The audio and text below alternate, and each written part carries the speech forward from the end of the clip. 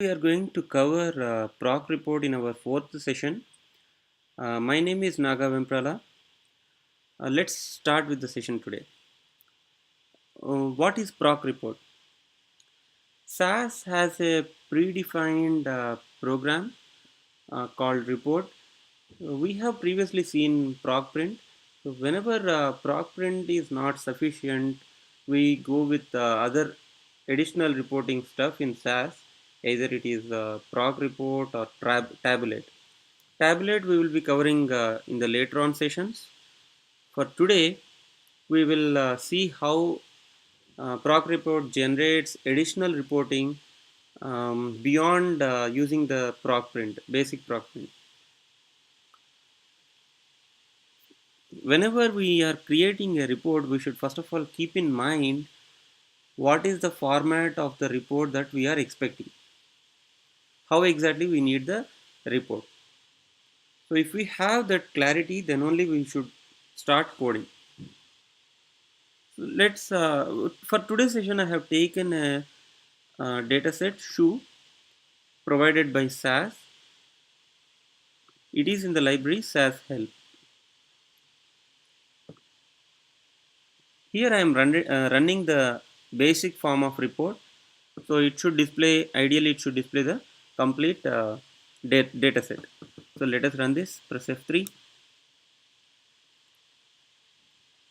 I got the dataset displayed. This is the same thing that usually proc print generates. What is the difference? Only thing that we could see is definitely number of stores, total sales, total inventory. These are the not the column names. They are the labels. By default, proc report generates or displays the labels. Until and unless we specify label, proc print doesn't print the labels on the report. So that is the basic difference between proc print and proc report. I have four requirements here. First one is report sales by region. That is the basic requirement. So I am grouping it based on region. And second requirement is I have to report sales and number of stores from each and every region, but I have to display it under the product section. So for each and every product, how many sales, how many stores are selling that particular product in each and every region. And third requirement says I have to compute a new column. It's a leftover inventory by region. So I have inventory here and I have sales. So the inventory minus sales gives leftover inventory. That is computation we are doing in the report itself. I am not using any data step. Report itself generates that processing for me. And fourth one is product and returns. It is not compute, sorry. It's a report. Report product and returns by region and generate summary statistics. So I am adding summary statistics to the report here. What makes proc report usually used is this particular summarize statistics. Proc print doesn't give this summarizing statistics easily. We have to do some logic calculation, save the statistics, then only we will be able to print those statistics. It just displays whatever is there in the data set that will be displayed here. But proc report, it calculates the sum, mean, or whatever are the statistics that we mentioned for that particular column, and then those things will be displayed on the report. Start with the first report, which is reporting the sales by region. For this, I am selecting columns, region, and sales from this data set shoe. Column is an equivalent of where statement in the proc print. Now, for each and every column, by default, SAS itself it defines the property. What do I mean by property is, for example, let us take, I have given the property for region or option, we can say. I am defining the region here, and I have not mentioned, I have mentioned the property as group. So this is the grouping variable. In the report, the report is based on the region, and I am grouping it to display sales and region. Sales and region are the two columns that I am displaying, and the region I am displaying as a group variable. So I should get the sales based out of region. So likewise, apart from group, we have analysis for numeric variables, where we wanted to generate some statistics like sum or mean, median, those kind of things. That particular kind of calculations we will be able to deal with using analysis option. And if we have a character, just it's used for display purpose, so we can give option as display. And whenever we are computing a new column, which we will be doing in the third requirement, we have to give the option as computational. So, and also we have another option like across. So when we have to display something across that particular column, that we will be seeing in the next requirement. For now, just run this code, which should display the sales by region. So here are the sales. By default, summary statistics are used. So total sales under the region Africa, Asia, like that, each region wise, they are displayed here.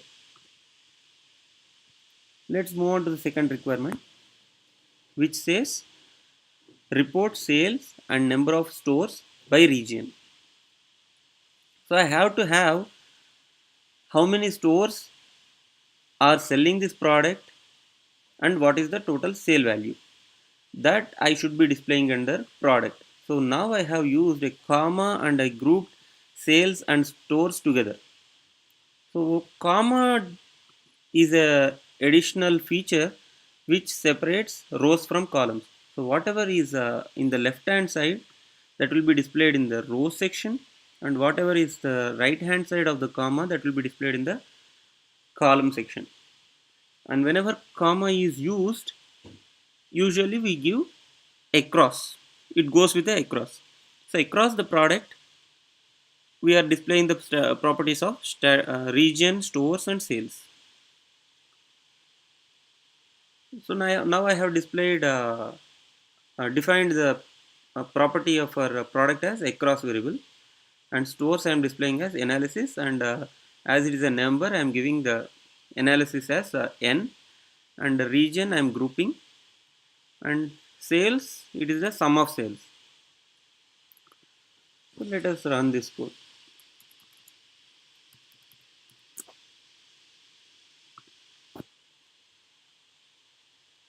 So this is the report. It says the boot, for example, boot product, it is sold in 8 stores across the region Africa. The same way, the total sales made out of product by selling the product boot, it is 119k, around 119k, 120k, 119.8. So likewise, I will be displaying the I will be able to display number of stores and sales across product, across all these products, men's casual, all these things are they are the products across the product, and for each and every region. The region is displayed as a row variable.